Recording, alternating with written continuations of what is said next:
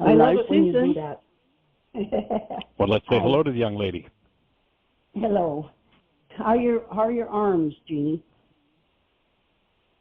Well, it is doing some better. I'm appreciative of every little increase. I still can't move it behind my back or to the very top of my head, but a friend of mine that he's a physical therapist, and he actually sent me some gentle exercises to do. And he said, of course, only go to your tolerance. And I go again in the morning and have another acupuncture treatment. And somebody heard your voice and wants to say hi. Oh, Aria Rain. Hi, Aria Rain. Hi, little girl. How are you doing? Good. She spent the night with us last night. Oh, you did? Yeah.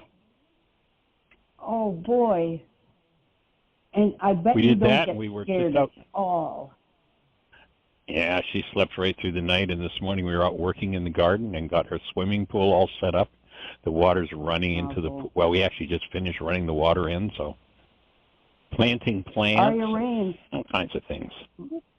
My grandmother had a very big bed, and when I went to visit her one time, I was small like you. I got lost in the bed, and I was charging one side of the bed and the bottom of the bed and the side of the bed, and I thought I was going to die in there.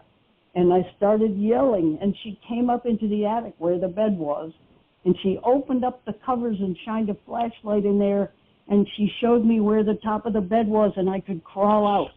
That's one of the most big memories I've had of my grandmother. So I hope you don't get lost in your bed. She has so many animals in it.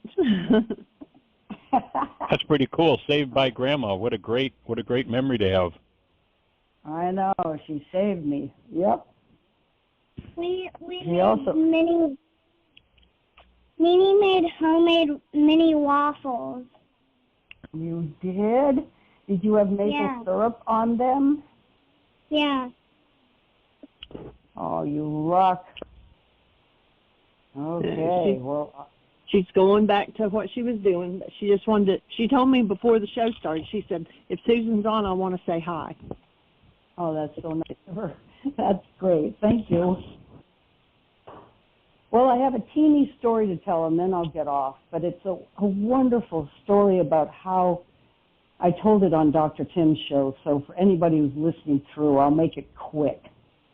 My son, as you know, has left work for a while because of anxiety, and he hasn't told them that that's the reason. He's told them that he has had trouble focusing when he's doing surgeries, which is true. It's true because of the anxiety, but there's a stigma in where he works. Any mental health problems like that, you get that attached to your name, and you're going to be ostracized in some way.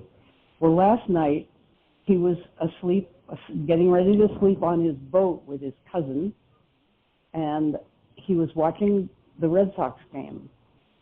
And the announcer said, well, here comes so-and-so, I forget his name. He's been on a leave of absence for anxiety.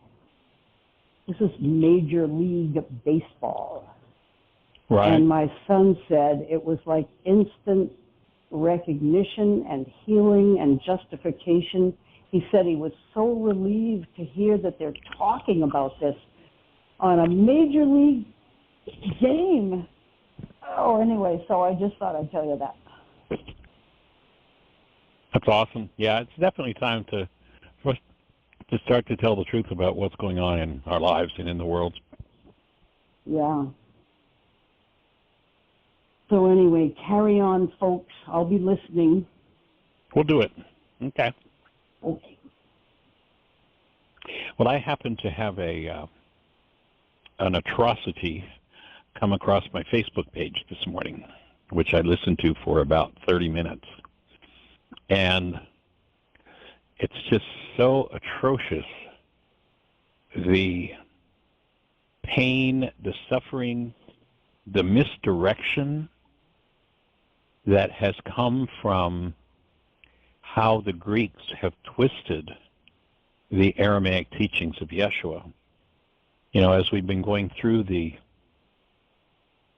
Enlightenment book, 2 or 3 times now we've gone back to the Aramaic definition of a demon, and the fact that it's not some sort of outward thing, but rather is a structure in the mind that becomes so solidified that it basically produces hallucinations in the mind. But I just happen to have, somehow it came up on my feed, this guy talking about being delivered from demons. And he did about a 30-minute blast on how the demon of anger can get you, and how the demon of fear, and how this demon, and these demons are persons, and they're persons who are feeding you thoughts and trying to take you over. And the closer you get to God, the more the demons come up. And basically what he's describing is a healing crisis. The closer you get to a connected space to love, the more vital you are, and the more your own unresolved thought disorders are going to surface. But it was just, it was such a presentation. He's standing in front of a very large audience and convincing these people that if they're in fear, he did acknowledge that, well, it might be your own mind, but pretty much his whole theme was, I deal with demons. I'm a demon slayer. And convincing people that these were external forces. When you listen to it and you put all the words together, you see that this is a perfect projection that comes from someone who's a member of the one world universal religion of blame. And how everything that's going on in one's mind is somebody else's fault.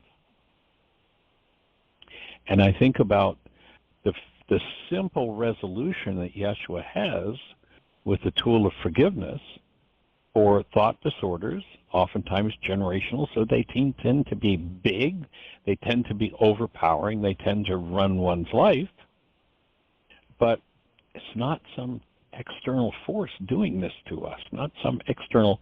He literally determined that these demons were persons, and once you understood they were persons outside of you, that they were running you, then you could get a leg up on them.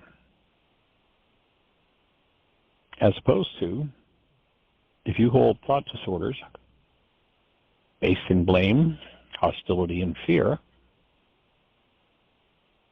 with the tool of forgiveness, you can collapse the mind structures that hallucinate pictures of something, and if you decide the demon looks like some sort of an evil bat, then your mind will produce that. I remember we had a couple that used to come to Heartland. Actually, they lived at Heartland for some time, but they used to come to Heartland, and they had a device that they put over your eyes, and it was a light device, so these lights would flash around, and if you were just warm, it was very relaxing. But once you got into it, the lights are obviously independent from you. But if you got into it, you could control exactly what the lights did, exactly how your brain perceived the lights. If the pattern was, let's say, a circular pattern in the light, you could reverse it and turn it around. And literally, your brain would see this pattern reversed. You could cause the light to go in. You could do all sorts of things that, obviously, this thing's hooked up to a device, and the lights are being run by this device, but you can totally change how you see them by what you do with your brain. And when we're deceived into thinking there's some sort of external force that's doing it to us, then we can become victim to this external force. And then comes the belief that there's only one who can fix it for you. Totally leaving out the idea that Yeshua put forward of the things I do, you can do, and greater. But it was like, no, it's this particular name, the belief in this name that's going to deliver you from it, rather than, oh, there's a body of teaching. If you understand the teaching, then the things he did, you can do. And you can clean up your own demons. You can clean up the hostility, the fear, the rage, the guilt, the grief, the drama, the trauma. You don't need to live with it because it's not part of our human structure. when we realize who we are and begin to function as human beings, if we choose to acquire the tools, and of course without the tools it becomes more difficult. You know, if you've got a basement that floods and you have a water vacuum cleaner and a nice big fan, you can clean that flooded basement up pretty quickly. But if you don't have the tools and the basement floods, I mean, all you've got is a kid's toy shovel. It could take you years to clean out that basement, to get it to dry out, to get that foot of water out of it. But if you've got the vacuum cleaner, hey, you know, yeah, it might run for a couple hours and the water's out of the basement. Forgiveness, a la first century Aramaic Yeshua, has nothing to do with letting other people off the hook because your basement's flooded. Forgiveness is the tool with which you go in and you suck out everything that never belonged in there, whether it's from your genes or from your culture, whatever it is, to free yourself from it. So I've started to do some writing on that topic. I'll let you know if when I finish an article to go with it, I've saved the particular rant from this guy who's sure that he's just helping everybody by telling them that the problem's outside of themselves. And it's my vote that everybody converts from their religion of blame to a mind based in love. Not joining anybody's religion, joining any religion you choose to, but recognizing who we are as love, as human beings, and freeing physiology of everything that's less than that.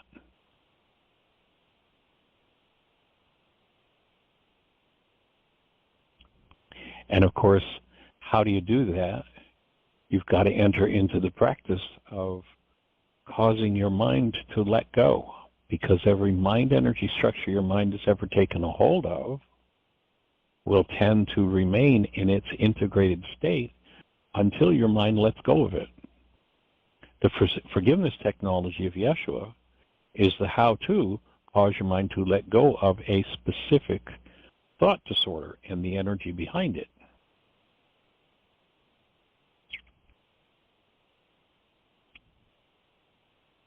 So I hope that's supportive and helps somebody along the path of taking this work and integrating it into one's life.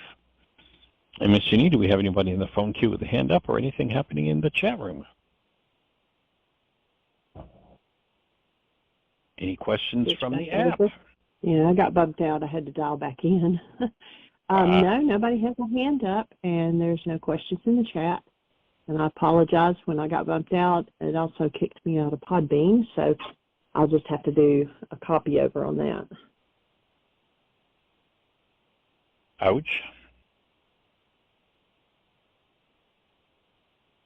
So if you're out there in listener land, our call-in number is 563-999-3581. If you call that number, you'll be listening to the show directly. And if you push 1, we'll be having a conversation. And I just picked up the Enlightenment book, and I'm turning over to the dictionary in the back of the book. And I want to just do a repeat. I think this is such a crazy belief in this culture, thinking they're coming out of the Aramaic or coming out of the teachings of Yeshua.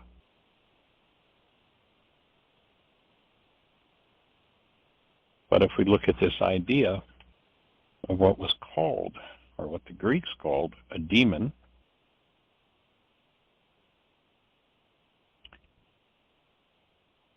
in Aramaic, the word that's been translated is deyvan. D-E-Y-V-A-N. We're on page 75 in the dictionary section. The carnate, so now that word carnate would mean that which is stored in carbon-based memory. Finite, in other words, it's limited in its impact in carbon-based memory entity representing an evil idea.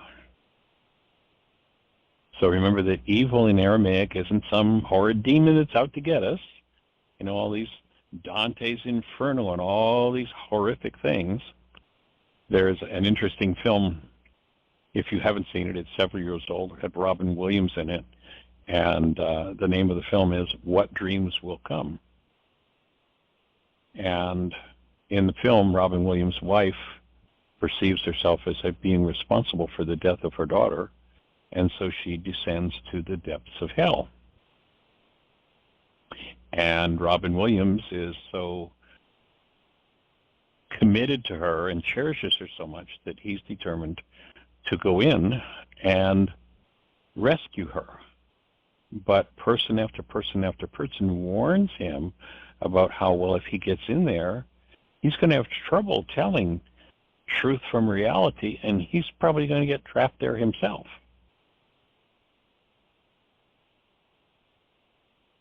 And it depicts very well how the mind generates these horrific structures. Remember that in the same way that your television set, you know, between the antenna that receives the signal and the TV set, you know, there's no picture in the signal that comes into your antenna. I mean, you can cut it apart, you can cut every wire, every molecule, everything, every ion there. You will not find a picture in that piece of wire.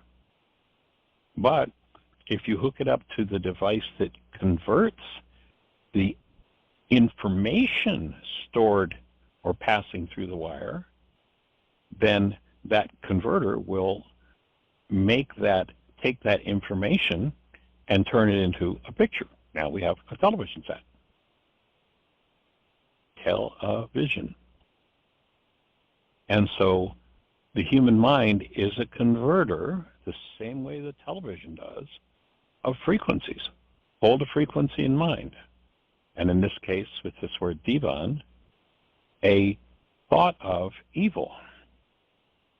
Again, evil being an archery term, simply meaning missing the target altogether. If you fire at the bullseye and you miss the bullseye, the scorekeeper will inform you by using the word sin. If you miss the target altogether, then the scorekeeper would inform you by using the word evil. So an evil, or pardon me, representing an evil idea created by man, which idea is in conflict with divine design. In other words, in conflict with love. It's not based in love, it's based in some form of hostility or fear. This evil entity of mind, represented by deyvan, is apparently capable of fixing or setting in a mind so firmly as to control in whole or in part the attitudes, words, behavior, perception, and judgment of that mind. So, and so you can understand that being possessed by a demon is a very real thing, but not the dude out there with the ugly, you know, beak and talons and out to attack, rather the constructs of one's own mind.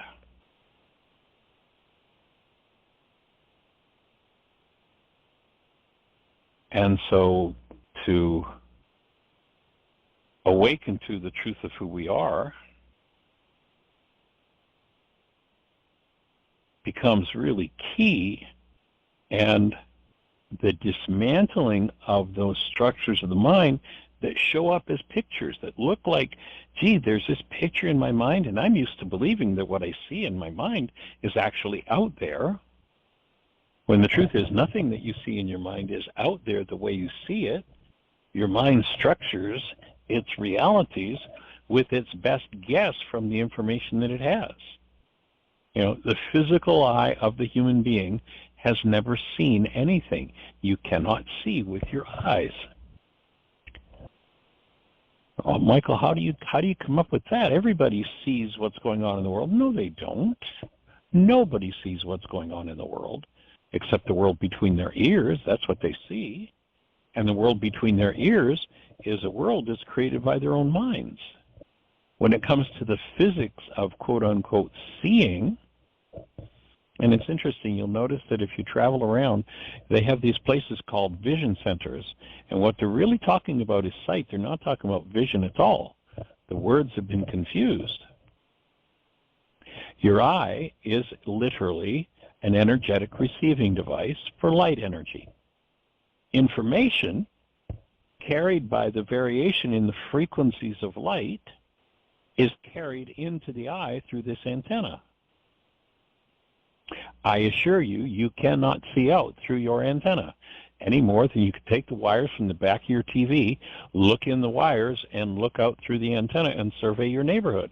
You can't do it. This antenna, the eye, is a one-way valve.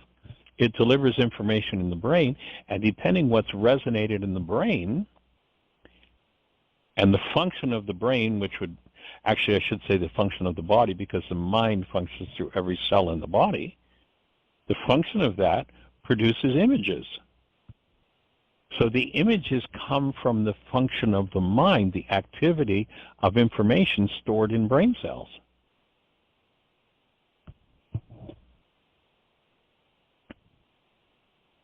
So once you recognize you see with your brain, and you're seeing something based in this deyvan idea, you say, oh, let's see, deyvan, what was that? Let me go back and read that again. Oh, a carnate, finite entity representing an idea that is off target, created by the mind of man, controlling my attitude, my words, my behavior, my perception, and my judgment. So what do you do if that happens? You apply forgiveness and you collapse the perception. You collapse the error. You collapse into, and most people, because they live in terror of their own demons, hold their breath, shut down, and won't look at them. In the extreme, they'll run off and see if they can find some sort of a chemical to stop that energy from moving themselves, as if driving it down deep inside of themselves and hiding it from themselves could possibly produce any benefit. Rather than, and you'll notice that the person that's in that posture is also holding their breath. The alternative is to breathe and to forgive, to access whatever the underlying compressed energy is that's producing this image in the mind. And it doesn't matter if it's terror of the boss or, fear of the guy down the block or whatever it happens to be, to free yourself from the influences of past energies. And the action of doing that is called, in Aramaic, forgiveness. So yes, everybody needs to forgive their demons. Oh, does that mean I let my demons off the hook? No. I apply the tool of forgiveness to collapse and directly confront, not the pictures that my mind has as a product of the errant mind energy that I hold, the mind energy that's in conflict with love, the divine design, but rather, instead of hiding them where it's guaranteed I get to forever inside of myself, I breathe, I access these energies, and I expose them to the master solvent. What is the master solvent? The master solvent is conscious, active, present love applied with the breath. And you dissolve demons that way. So when you apply that tool of forgiveness to every energetic pattern that produces anything inside of you based in any form of hostility or fear, then you get free of it. And then you stop pretending that the picture your brain made that you think is the body of the person you're looking at, that you think is the enemy, because you're so terrified, it must be an enemy out there that's terrifying you. You forgive as to that enemy. That is, you collapse construct of your mind that shows you your own thought disorder embodied in the picture that you think is the person outside of you. You collapse that projection. You breathe into it. You free yourself from that judgment. And not only the construct your mind created out of it, but the underlying energy is transmuted and you're freed of it. And that, in Aramaic, is called forgiveness.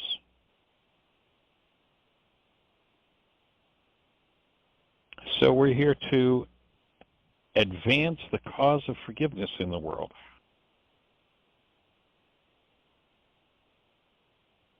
That's what it's all about. Because if you don't ever do that, then your perceptual mind, which, and I'm going to jump back once again to page 23 in the text down at the bottom. We spent quite a bit of time earlier in our sessions looking at this one passage from the Aramaic about perception,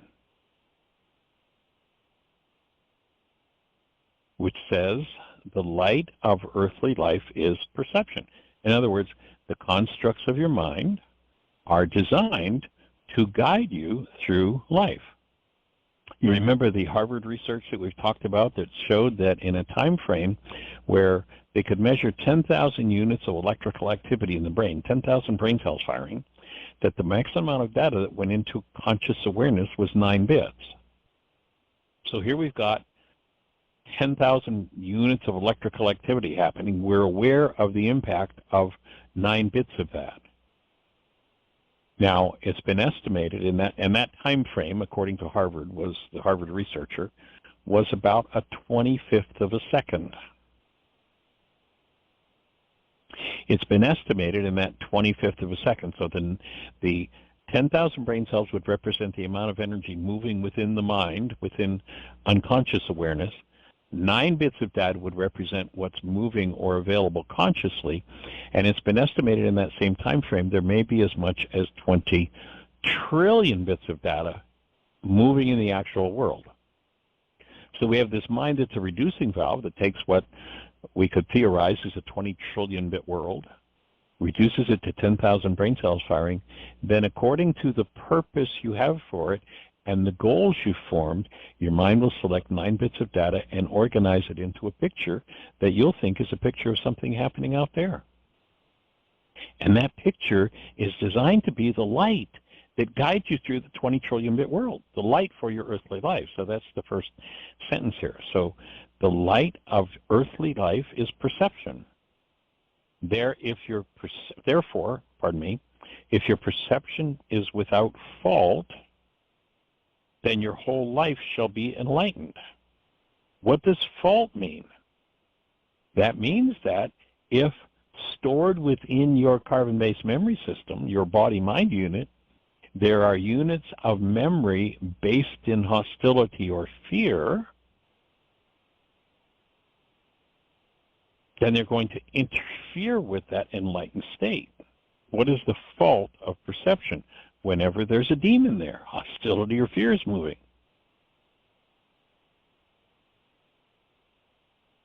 And then the second half of that statement, if your perception be unfit, that is based in hostility or fear, your whole life will be darkened by it. In other words, the 9-bit mind will have no light in it.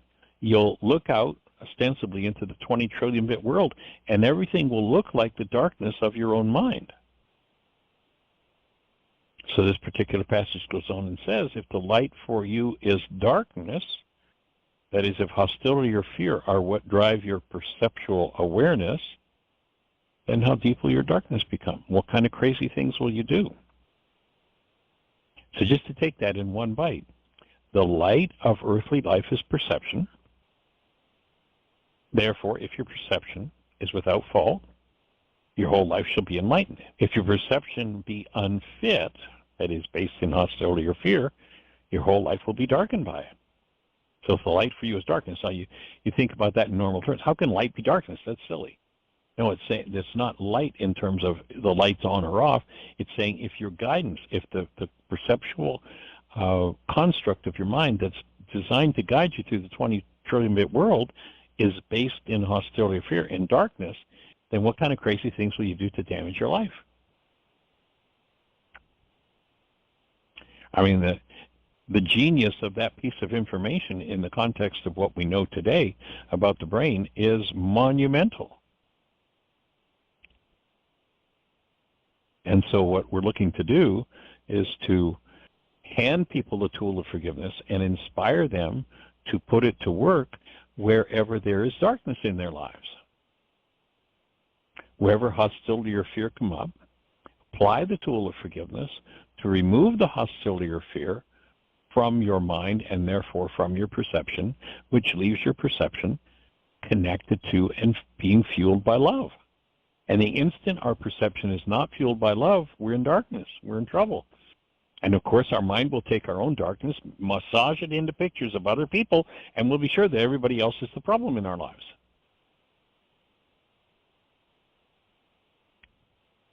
And that is called being a member of the One World Universal Religion of Lame, which by the age of 4, most people are devout card-carrying members of that church.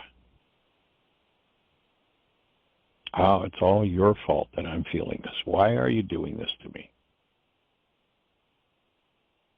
So we're looking to reverse that game and to have people who have used their own darkness to build their mind's constructs of others be freed of that darkness so that they can free their projections of darkness on others.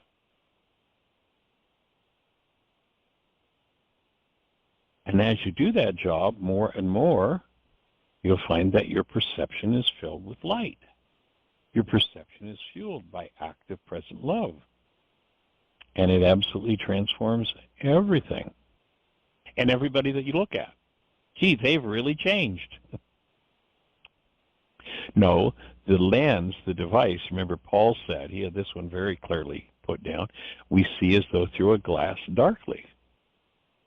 We taint the glass with some form of hostility or fear, and then we're sure that the picture in our mind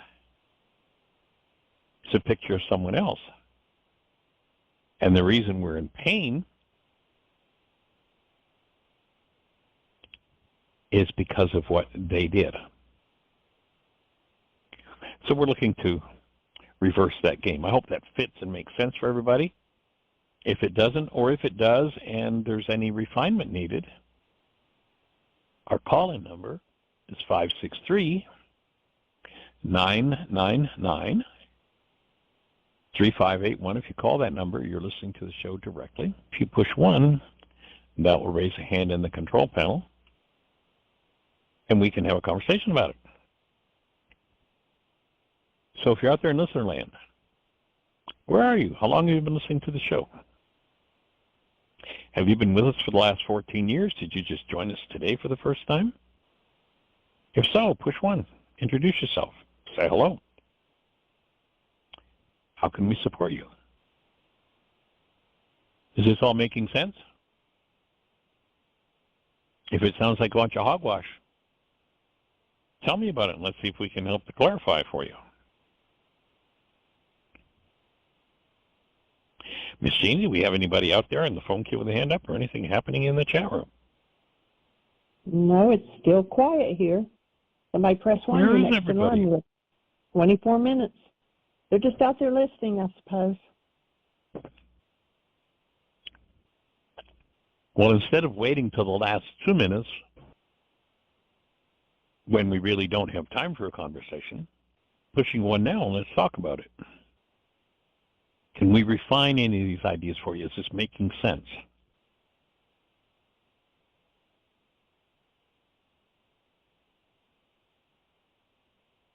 What's on your mind? How can we support you? If we have no questions, then I'm going to head on with our reading of Enlightenment. We're getting down to closing the conversation about the Enlightenment book out. How many days have we been doing it now, Jeannie? We're well over 100 days, aren't we?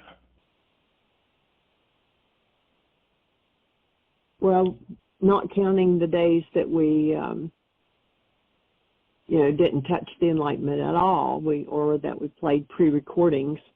But I have on the page that says Enlightenment Study, today is actually day number 96 or 97. Cool. Awesome. Well, and, we've gone through the dictionary. If you want to go back through what we've done in the last 96 days,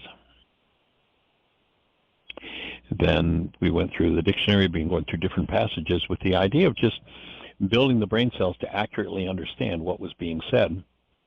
When I introduce the Aramaic to someone, I usually introduce it by telling a short story, and I'll pick someone from the audience and say, let's say that you are the best translator of Russian to English and English into Russian in the world. And I've sent out flyers for a workshop, a mailing, and we're doing an intensive. And I hear from this fellow who wants to come to the workshop.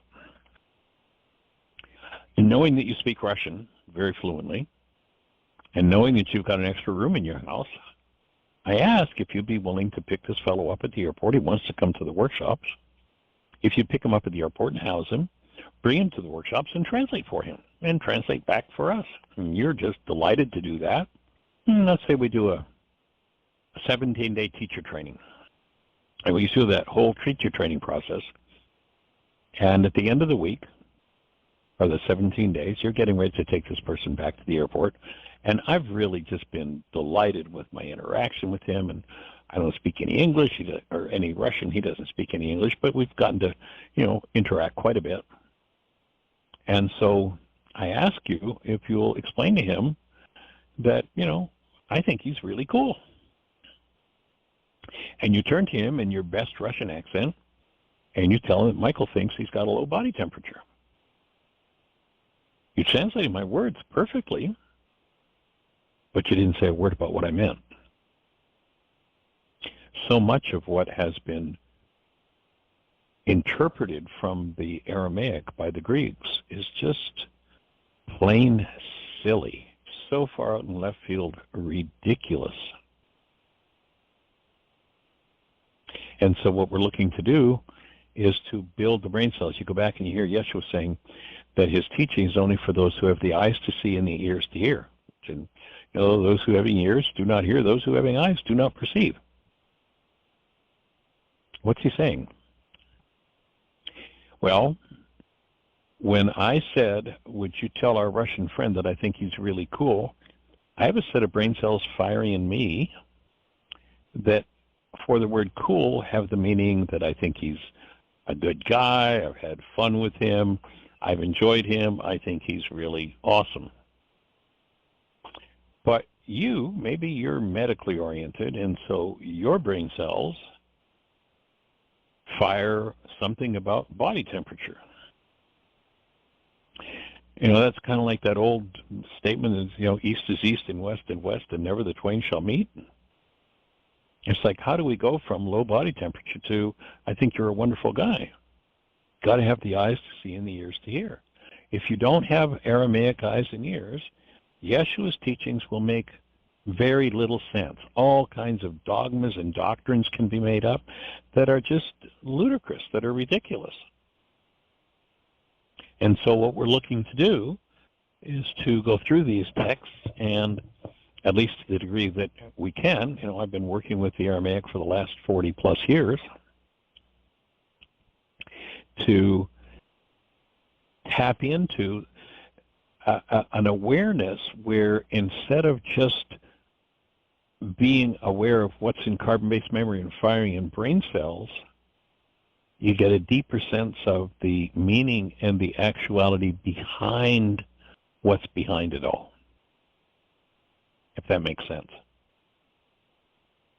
And so we're on page 59 in the text, chapter 13, 10, 17 from Matthew. The disciples drew near to him and said, "Why do you speak to them in parables?" Now, in the Aramaic language, parable means parallel meaning. You give the mind something it has brain cells for that it can chew on, and you utilize a parable that sneaks past the mind into the being and gives them a way to understand more completely what's being presented. So the disciples drew near and said, "Why do you speak to them in parables?" And he answered them and said, "It is given you to understand the mystery of the community of love." In Aramaic, that's Malkuta Dishmaya. That is traditionally translated as the kingdom of heaven. But to them, it's not given. In other words, they don't have the brain cells. And then, put this in the context of having brain cells and building brain cells. And he goes on to say, so for him that has, more shall be given him. In other words, if you got the brain cells, and I explain something to you based on those brain cells, you're going to expand your understanding. And the result, he says, is you will have more. And to him who has not, so also that which he has will be taken from him. In other words, if I've got the brain cells that tie into what you're saying and you're explaining to me on a deeper level, I'm going to take those brain cells, I'm going to take what you've given me, and it's going to expand and become of greater depth, i.e. the fellow who's been told he's got a low body temperature, hearing you're cool, having the brain cells for, all of a sudden goes, oh, he thinks I'm a really good guy. He likes me. That's awesome. I like it. So something has been added to him by that. But imagine the guy who, what might this guy think if he thinks that I think he's got a low body temperature? It's like, well, what's wrong with you? Who do you think you are anyway? So there's loss when there's that misinterpretation. So again, for him that has, more shall be given, and he will have more, and to him that has not, so also that which he has is going to be taken away. In other words, he was in a pretty cool place. We just finished the workshops. He's getting ready to go home. He's looking forward to getting home to see his family. And all of a sudden, he thinks I'm talking about his low body temperature, and he's insulted. So all of a sudden, something else happens. His joy is taken away. So because of this, I speak to them in parables, because seeing, they do not see. Hearing, they do not hear. So this person who translates my words as you've got a low body temperature, he heard me, but he did not hear and did not comprehend. In other words, the brain cells don't match. So what we're looking to do as we're going through this text is to help each person to build the brain cells so that the actual meaning behind the words becomes directly available rather than just whatever's stored in brain cells being available. And then he goes on to say, with them is fulfilled the prophecy of Isaiah, who said, the truth you will hear and you will not comprehend, and seeing you will see but not perceive. In other words, the truth of what's going on will not get into the perceptual constructs of your mind. So he's giving really in-depth information about the operation of the mind. And yet you hear that from the Greeks and it's like zip. And then listen to how he describes the person who doesn't have the eyes to see and the ears to hear. He says, for the minds of this people have become callous and their ears dull of hearing, and their eyes they shut, lest they see with their eyes and hear with their ears and understand with their minds, and shall turn back and experience healing. So, and it's, in the translation here, the word is callous. If you go back and listen to these words from Isaiah, and in the Greek translations, when they talk about this passage from Isaiah, what they talk about is this person's mind has waxed gross. In other words, their brain cells serve them a whole different picture. I have a little mouse that just came in my room here named Aria. A roaring mouse. Hey, sweetie. So I noticed that. I saw you come in the door. I was just watching. So then Yeshua goes back to, you'll remember from the Beatitudes, we talked about the word tuvehun. And that in Aramaic, tuvehun is a three-part word that talks about how a latent neurostructure implanted by the Creator will become your conscious possession. And how do you achieve that? And what he says is tuvehun is yours, you with the eyes to see and the ears which hear. In other words, if your brain cell content matches my brain cell content, then you're going to be uplifted by this. And it's going to assist you to reach into this deeper place in you that has a guidance system for joy and aliveness and human life. And he goes on to say, for truly I say unto you, many prophets and holy ones they wanted to understand that which you understand, and they didn't. And they wanted to comprehend those things you comprehend, but they didn't. They didn't have the brain cells. They didn't have the eyes to see or the ears to hear. They were not talking about physical eyes and ears. He's teaching about how to structure the mind so that it functions properly as a human mind is designed to function, rather than becoming the block, rather than being waxed gross, rather than being calloused by hostility or fear. So when you realize that you live, move, and have your being in an energy field called love, and you realize that the mind is designed to be fueled by conscious, active, present love, then you begin to realize that if there's hostility or fear in you, your mind is calloused, your mind is waxed gross with things that block your understanding. Forgiving, cleaning up the hostility and fear-based constructs of the mind, then you get to see things truly. You look inside yourself and you perceive a being called love, called self. You look out, you take information in through your eyes and through your senses, and because you've discovered that the core of your being is love, that the core of every human is love, then you start to seem to look out through your eyes, and all of a sudden you start to see a world based in love. Who was it? I forget who it was that wrote, if you see no gods without, it's because you harbor none within. Because your mind is waxed gross. It's calloused by hostility and fear. And each person has to make the journey for themselves of cleaning up the calloused mind. And you know, if you've ever had calluses on your feet, sometimes it can be painful to be walking around with them and painful to be cutting them off, to getting rid of them. I think that makes sense. That's such a huge piece of information. And it might require some refinement. So if you're out there in listener land and have a thought, a refinement, something to share based on what we just said, push one. Let's talk about it.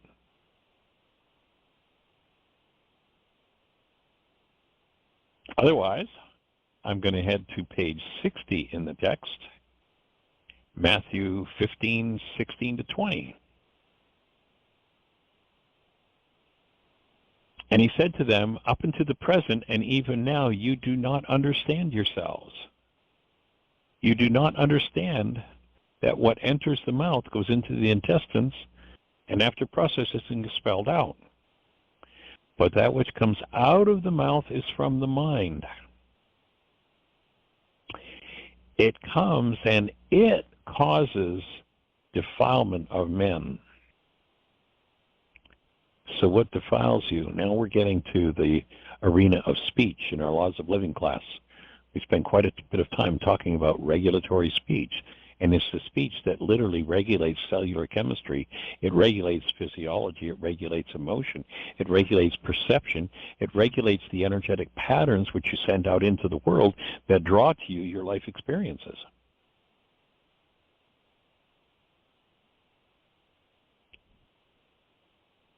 Regulatory speech. So here Yeshua's pointing out, it's what comes out of your mouth from your mind that causes defilement. For out of the mind, man brings bishta. Let's look at that. Bishata.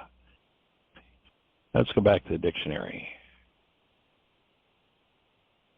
And we're going to drop into page. Yes, just give me 1 second. It's B-I-S-H-A-T-A, Bishata. And we're on page 73 to the top of 74.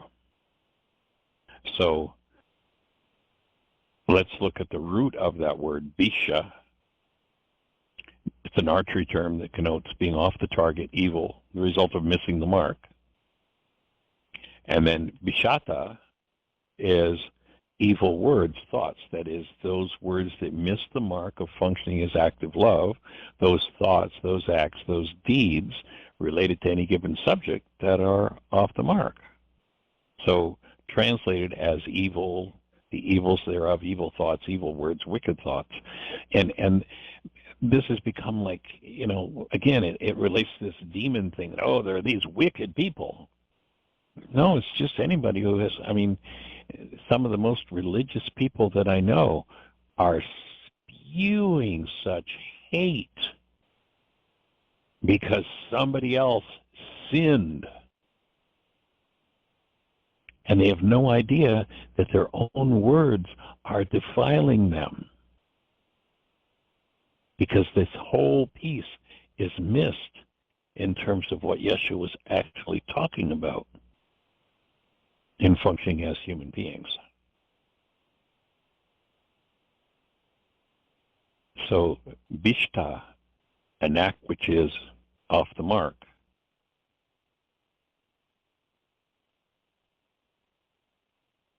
And so, back again to page, oh dear, I closed my page over.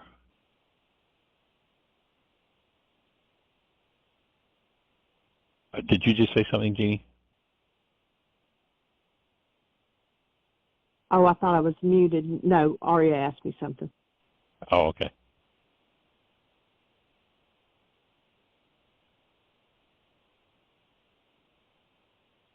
Let me get back to, so we were on page 60. We're just about through the whole book. So again, we're up toward the top, the upper half of page 60 if there will show the text. And by the way, and I haven't mentioned this in a while, but if you would like a copy of this text, it is in our catalog on our website, whyagain.org. And the book sells for $25. And if you order it from our catalog, then the catalog automatically adds shipping. And, you know, if you decide to order it, we'll ship it off to you. But if you'd like, if you're part, we've made an offer to those who are listening to the radio show. If you'd like to get a copy of the text, we'll pay for the shipping to ship it to you if you just order it without going to the catalog. And the way you would do that is you just go to the site, and at the bottom of any of the pages, there's a link to a donate button. If you click the donate button, the book again is $25. We ask you to make a donation of $26 because it goes through PayPal and they take a percentage off the top. So if you donate $26 for the book, then we'll pay the shipping. And when you do that donation, just put your name and your address in and say that it's for the Enlightenment book, and we'll get that off to you right away. So again, we're on the top of page 60, and you know, if you decide you want to get the book and go through this, we've got the last 90 shows that we've done, and we've been doing, the whole conversation has been about this book and things that have been resonated around working with this book and helping to build the brain cells to get to the Aramaic understanding. So once again, for out of the mouth of man bring these bishetek thoughts, viciousness, wantonness, lying, blasphemy, all of those descriptors, and these are what defile a man. So it's one's own words that are representations of the content of one's own brain cells. That's what defiles us. If a man eats without washing his hands, he is not defiled. In other words, you know, there was such a a focus in that culture on ritual purification of the so-called body, as though the body were a problem. That doesn't mean don't ever wash your hands. Doesn't mean you can't, bring things into your structure, energetic patterns that don't belong through your hands. But the primary weakening of the immune system, of physiology, of health, is what we do with our own thoughts. Literally, they are energetic patterns, and they're represented by our words. So Yeshua is being really clear here. So you hear the preacher standing up there railing and raging about, I can remember we had gone to a particular church here in Bristol, Virginia, back a few years ago, and it was a Baptist church. And the preacher was up there just rocking and railing about hell and brimstone and evil and fire and suffering. And about 2 pews in front of me, there was a little kid, maybe 12 or 13. And I just watched as this kid sat absolutely terrified at what was coming out of this preacher's mouth.